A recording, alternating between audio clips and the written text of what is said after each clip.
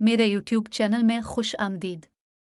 एक दफ़ा का जिक्र है कि एक जूड़े के यहाँ एक लड़का पैदा हुआ जिसे वो अली कहते थे। बच्चा अपने वालिदैन के लिए खिलाफ तवक्को था, क्योंकि जब वो पैदा हुआ तो वो अंगूठे से बड़ा नहीं था। माँ और बाप दोनों शुरू में बहुत परेशान थे, लेकिन फिर उन्होंने खुद सोचा, यही हमारे लिए खुदा की दीन है और एक दिन हमारा बेटा बड़ा मजबूत लड़का बनेगा। लेकिन साल गुजरते गए और अली बिल्कुल नहीं बढ़ा। वो अंगूठे की तरह छोटा रह गया। हर शाम रात के खाने पर माँ अपने बेटे के लिए मेज़ पर जगह रख देती। वो इसके सामने एक छोटी सी प्लेट रख देती और इसमें एक चाय का चम्मच सूप से भरती। अली के पास एक छोटा सा प्याला भी था जिसे इसकी माँ पानी के एक कतरे से भर दिया करती थी। घर वाले जब घर पर होते थे तो सब ठीक था, लेकिन माँ बाप अपने बेटे की वजह से शर्मिंदा थी, ये सोचकर कि अगर किसी ने इसे देखा तो वो नौजवान लड़के को छेड़ेंगे। इसलिए उन्होंने इसे घर के अंदर हमेशा नज़रों से पोशीदा रखा हुआ था। मज़ीद कई साल गुजर गए और बिलाखिर अली ने अपनी 20वीं सालगिरह मनाई। वो अभी भी अंगूठे की तरह छोटा था, लेकिन इसकी आवाज़ बहुत गहरी और बहुत बुलंद हो चुकी थी। दर हकीकत अगर कभी कोई उनके बेटे को बोलते हुए सुनता तो वो समझता कि ये किसी बड़े आदमी की आवाज़ है। अली एक बहुत उदास नौजवान था, क्योंकि इसका कोई दोस्त नहीं था और इसे अपना सारा वक्त अपने वालिदैन के घर के अंदर छप कर गुजारना पड़ता था। एक दिन अली के वालिद अगले कस्बे में बाजार जाने के लिए तैयार हो रहे थे। बूढ़े आदमी ने रात होटल में गुजारने का इरादा किया, क्योंकि वो रात होने से पहले वहां तक का और वापसी का सफ़र नहीं कर सकते थे। अली ने अपने वालिद से इल्तिजा की उसे सफ़र में साथ ले जाएं, लेकिन इसके वालिद इस ख्याल से बहुत परेशान नजर आए। उसने कहा, हमने आज तक आपको कभी बाहर नहीं निकाला और मुझे यकीन नहीं है कि मैं अब ऐसा कर सकता हूँ। मैं आपकी हिफाजत कैसे कर सकता हूँ और आपको दूसरे लोगों से कैसे छुपा सकता हूँ? ये आसान हो जाएगा, अली ने अपनी गहरी, तेज आवाज में जवाब दिया। आप मुझे अपनी जेब में रख सकते हैं और कोई नहीं जान सकेगा कि मैं वहाँ हूँ।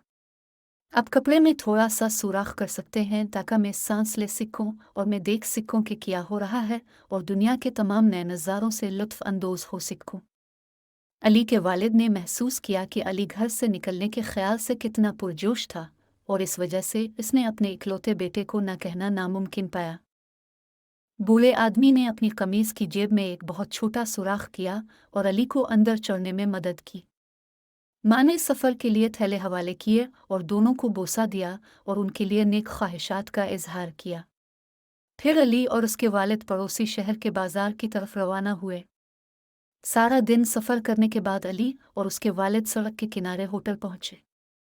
वालिद ने कहा, हम यहाँ रात के लिए एक कमरा हासिल कर लेंगे और कल हम घर वापस जाने से पहले सुबह सवेरे बाजार जाएंगे। मैं यकीन नहीं कर सकता कि मुझे होटल में ठहरना पड़ेगा, अली ने कहा। नौजवान बहुत पुरजोश था, क्योंकि इसने अपने सफ़र में बहुत कुछ देखा था और वो अपने घर के अलावा कहीं नहीं सोया था। अली के वालिद ने एक कमरे के लिए अदायगी की और रात के खाने की तैयारी के लिए अपना बैग सीढ़ियों से ऊपर ले गए।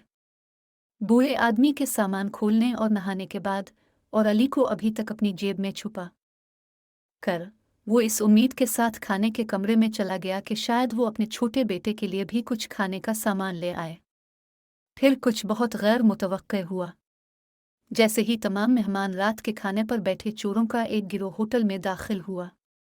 बेरहम दिखाई देने वाले मर्दों ने, जो कि 3 थे, बंदूकें उठाईं और हुक्म दिया कि हर मर्द और औरत अपनी रकम और जो भी कीमती सामान उनके पास है वो हवाले कर दें। तमाम मेहमान बहुत खौफजदा थे, जिनमें अली के वालिद भी शामिल थे, लेकिन उन्होंने ऐसा ही किया जैसा कि उन्हें कहा गया था और अपने बटुए और जेवरात को चोरों को देने के लिए मेज़ों पर रखने लगे। अचानक कहीं से एक बहुत तेज़ और बहुत गहरी आवाज़ आई। अपनी बंदूकें नीचे करो, आवाज़ ने हुक्म दिया। मैं वहां आ रहा हूं और मैं तुम्हें पकड़कर पुलिस के हवाले करने जा रहा हूं। कोई नहीं जानता था कि आवाज़ कहाँ से आ रही है। चोरों ने खाने के कमरे के चारों तरफ नज़र दौड़ाई, लेकिन कोई शख्स तलाश न कर सके। फिर आवाज़ आई, इस बार पहले से भी ऊंची आवाज़ में। मैं तुमसे तुम्हारी शरारतों का बदला लूंगा। मैं इस बात को यकीनी बनाऊंगा कि तुम कई साल जेल में गुजारो। चूंकि चोर ये नहीं बता सकते थे कि आवाज़ कहाँ से आ रही है, इसलिए उन्होंने खुद को बावर कराया कि इसका ताल्लुक किसी भूत से है। और अगर चोरों को पुलिस से भी ज्यादा किसी चीज से डर लगता था तो वो भूत थे। अचानक चोर अपनी बंदूकें छोड़कर होटल से भागे और अंधेरे में गायब हो गए। अगरचे मेहमान खुश थे कि डाकू भाग गए हैं, लेकिन वो भी भूतों से डरकर अपने कमरों में भागकर छुप जाना चाहते थे। फिक्र न करो, अली के वालिद ने कहा। ये कोई भूत नहीं है जो बात कर रहा है, ये मेरा बेटा है। और उसके साथ ही बूढ़े आदमी ने अपनी जेब में हाथ डाला ताकि अली इसके हाथ पर चढ़ जाए।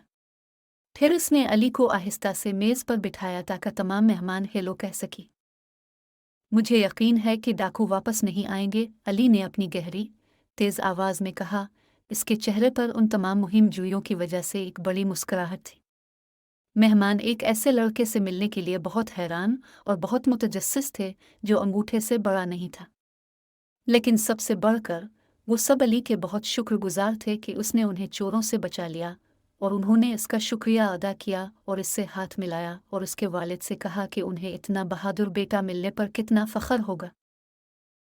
सुबह जब वो बाजार के लिए होटल से निकले तो अली के वालिद ने अपने छोटे बेटे को जेब से निकालकर अपने कंधे पर बिठा लिया।